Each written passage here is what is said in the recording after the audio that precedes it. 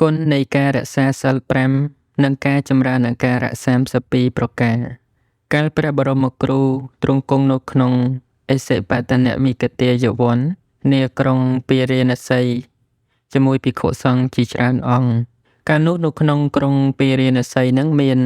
ធីតាមួយរូបឈ្មោះកេសការីកំពុងអង្គុយរកចៃឲ្យមេដាក្នុងផ្ទះបានឃើញភិក្ខុសង្ឃចូលទៅបិណ្ឌបាតក៏និយាយប្រាប់មេដាថាបបិទ្ធអ្នកម្ដាយ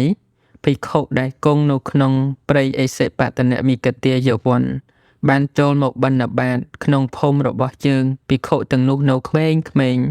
កំពុងតែពេញកំឡោះមានរូបស្អាតផូរផង់ល្អហេតុដូចម្ដេចបានជានាំគ្នាបុះដើរសុំគេយ៉ាងនេះលោកមានសេចក្តីប្រាថ្នានឹងដូចម្ដេចម្នាក់ម្ដាយមេដានឹងក៏ប្រាប់កូនថាលោកបុះយកបុណ្យកុំសួរអ្វីច្រើនពេក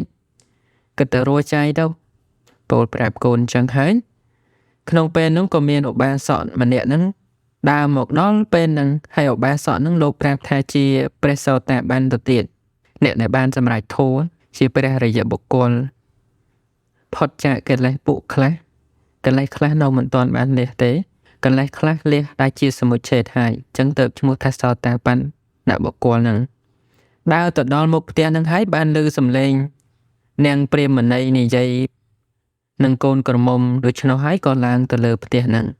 ពេលនោះនាងព្រាហ្មណីនិងកូនក្រមុំបានឃើញឧបាសកឡើងលើផ្ទះខ្លួនដូច្នោះហើយក៏រៀបចំអាសនៈឲ្យអង្គុយទៅនាងកេសការីជាកូននឹងសួរទៅឧបាសកនោះថាបបិទ្ធលោកភិក្ខុសង្ឃដែលនិមន្តបិណ្ឌបាតអំបញ្ញមិញនេះនៅក្មេងៗកំពុងពេញកំឡោះមានរូបស្អាតបាតអង្គខ្លះហ្នឹងក៏ប្រហែលជាកូនកហបតីសេដ្ឋីឬក៏ជាបរិជ្ជបុត្ររបស់ក្សត្រអង្គណាមួយក៏មិនដឹងលោកគិតឃើញដូចម្ដេចបានជាទៅបួសហ្នឹងលោកប្រាថ្នាអ្វីខ្ញុំសង្ស័យណាសួរហ្នឹងថាម្នាក់ហ្នឹងសិតតែជាអ្នកមានអ្នកអីទេប៉ុន្តែមិនបានទៅបួសទៅអីទៅសូមមហាគេសូមអីចឹងតើលោកពួរហ្នឹងដើម្បីអ្វីឧបាសកប្រាប់ថាមនាលនាងក្រមុំភិក្ខុសង្ឃទាំងនោះលោកប្រាថ្នាឲ្យរួចចាកទុកក្នុងវដ្តសង្សារព្រោះលោកពិចារណាឃើញច្បាស់នៅទោសរបស់វត្ថុកាមនិងកិលេសកាមនិងឃើញច្បាស់នៅអានិសង្សរបស់បព្វជិព្រោះបព្វជិនោះមានគុណដ៏ខ្ពង់ខ្ពស់បំផុតអាចធ្វើឲ្យសត្វនឹងឆាប់រួចពីការកើតការចាស់ការឈឺការស្លាប់បានសម្ដែងដូច្នោះហើយក៏សរសើរអំពីអានិសង្សរបស់ត្រៃសរណគមមានការដល់ព្រះពុទ្ធមានការដល់ព្រះធម៌មានការដល់ព្រះសង្ឃណាហើយក៏នាងនឹងសួរឧបាសកនឹងទៀតថាលោកបើខ្ញុំដល់នៅត្រៃសរណគមហ្នឹងហើយរក្សាសិល5តើបានអានិសង្សដោយលោកមានប្រសាសន៍ដែរឬទេពួកពោលអំពីអានិសង្សរបស់ត្រៃសរណគមនិងអានិសង្សរបស់សិលយ៉ាងនេះចឹងទៅថាជាអ្នកដែល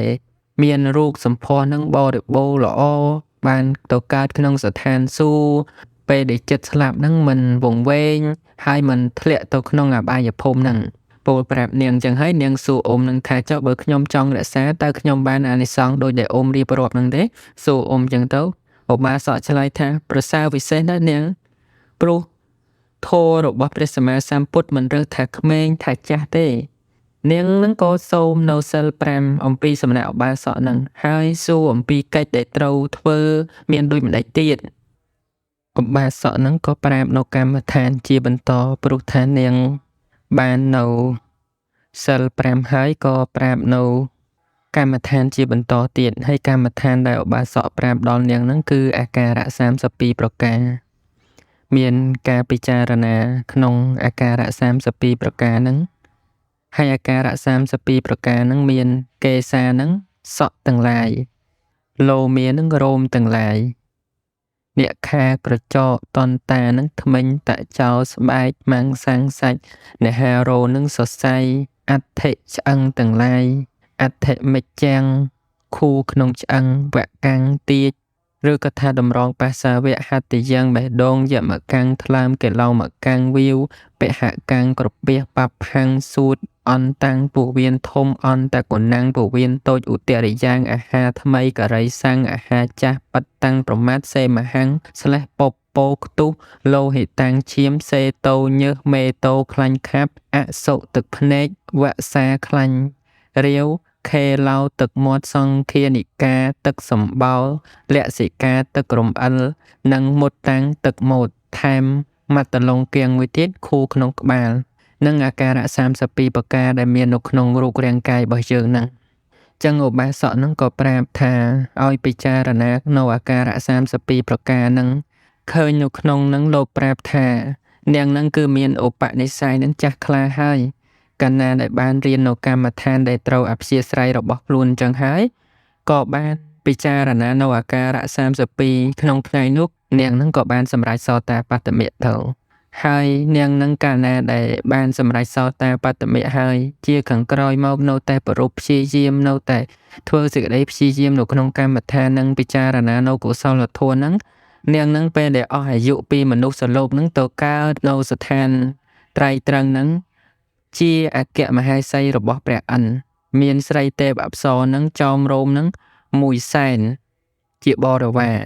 មានពន្លឺនឹងផ្សាយចេញអំពីកាយនឹងដ៏រុងរឿងដូចជាព្រះច័ន្ទបរិបូរណ៍ដោយទើបសរីស្ថិតនៅក្នុងទេវលោកនឹងជាសុខសេងសានទៅចប់រឿងនាងកេសការីរឿងនេះធ្វើឲ្យយើងបានសិក្សាអំពីនាងតាមពិតមនុស្សដែលមានឧបនិស្ស័យចេះស៊ូចេះអីអញ្ចឹងណាស៊ូអញ្ចឹងវាសំណួរនឹងមើលទៅហាក់បីដូចជាថាស្ដាប់មើលទៅដូចមិនគួរឲ្យជ្រះថ្លាប៉ុន្តែគាត់ចង់ដឹងមែនណាគាត់ស៊ូអញ្ចឹងចង់ដឹងមែនដល់ចង់ដឹងទៅដឹងហើយគាត់ខំប្រព្រឹត្តតាមអ្វីដែលគាត់ដឹងហ្នឹងខំអំពីសំណួរខ្លះស៊ូហើយផ្សាញ់ផ្សាលអត់ប្រព្រឹត្តតាមពាក្យដែលគេណែនាំហ្នឹងទេអញ្ចឹងនាងឧបនិស្ស័យហ្នឹងចាស់ខ្លារួចចៃឲ្យម្ដាយឃើញវិខុសង្ឃមកឃើញនៅវិខុសង្ឃហ្នឹងនៅក្មេងៗមិនបានមកបួសអញ្ចឹងលោកប្រាថ្នាអីសួរម្ដាយថាលោកប្រាថ្នាបន់ដល់មានឧបាសកម្នាក់ឧបាសកហ្នឹងឡើងទៅហើយណែនាំនាងហ្នឹងបានដឹងថាភិក្ខុសង្ឃនឹងបួសដើម្បីរួចចាកទុក្ខហើយក៏ឧបាសកនឹងពោលអំពីអានិសង្ឃនៃសិលនឹងទៅការដល់នៅសរណគមនិងការសមាទាននៅសិលនឹងនាងនឹងក៏ស្ដាប់អានិសង្ឃចឹងហើយក៏ចង់រក្សាសិលដល់ពេលរក្សាសិលហើយឧបាសកមិនត្រឹមតែថាឲ្យនៅតែក្នុងកុសលធ្នាក់សិលនឹងទេក៏ឲ្យនាងនឹងបាននៅកុសលធ្នាក់បដិបត្តិកម្មដ្ឋានទៀតក៏ឧបាសកនឹងឲ្យនៅអាការៈ32ប្រការបើមែនទេទៅនាងមានឧបនិស្ស័យល្អពិចារណាតែអាការៈ32ប្រការពីសំណាក់ឧបាសកនឹងបានសម្រេចមគ្គផលដែរណាហើយក្នុងអាការៈ32ប្រការហ្នឹងតើយើងត្រូវពិចារណាយ៉ាងម៉េចមិញហ្នឹងយើងបានរាប់ហើយដូចជាកេសាសក់ហ្នឹងលោកឲ្យពិចារណាដោយជារបស់បដិគោលពិចារណាយ៉ាងម៉េចទៅឧទាហរណ៍ថាយើងគ្រប់គ្នាឃើញសក់នៅជាប់ក្បាលហ្នឹងគឺតែស្អាតដែរមែនទេប៉ុន្តែបើសក់នឹងធ្លាក់ចូលទៅនៅក្នុងចានសម្លចានបាយយើងហ៊ានហូបទៀតទេពេលខ្លះយើងខ្ពើមដល់ចូលទៅភោជនីយដ្ឋានមានសក់មានអីនៅក្នុងអាហារដែលយើងហូបហ្នឹងហៅម្ចាស់គេមកថាឲ្យទៀតណាហើយយើងមិនបរិភោគទេអាហ្នឹងឯងលោកឲ្យពិចារណាសក់ហ្នឹងកាលណាដែលវាផុតអំពីក្បាលយើងហ្នឹងទៅគូខ្ពើមអញ្ចឹងសក់ដែលជ្រុះអំពីក្បាលហ្នឹងទៅហើយឡើងគូអីជាប់ជំពាក់ក្នុងសក់ហ្នឹងទៀតហើយដល់កញ្ចក់ហ្នឹងញាតិញោមទាំងឡាយឧទាហរណ៍គេកាត់កញ្ចក់ហើយគេយកកញ្ចក់ដែលកាត់ហើយហ្នឹងយកទៅដាក់ក្នុងសម្លដាក់ក្នុងបាយយើងហូបខ្ពើមែនទេណាអញ្ចឹងលោកឲ្យពិចារណាកញ្ចក់ហ្នឹងថាជារបស់បដិគោលយ៉ាងហ្នឹងការដល់នៅសរណគមហ្នឹងវាវិសេសយ៉ាងហ្នឹងវិសេសត្រង់ដែលថាពេលដែលយើងបានសមាទានសិលហើយយើងមិនត្រឹមតែគុណធម៌ថ្នាក់សិលតែប៉ុណ្្នឹងទេយើងនឹងសមាទានប្រឹងប្រែងរៀនជាបន្តទៀតបដិបត្តិជាបន្តទៀតកុសលធ្នាក់សិលនឹងហើយមិនអោយត្រឹមតែកុសលធ្នាក់សិលនឹងទេខំប្រឹងប្រែងបដិបត្តិកុសលធ្នាក់កម្មដ្ឋានផ្សេងទៀតកាលណាដែលយើងប្រឹងប្រែងមិនយូរមិនឆាប់ទេ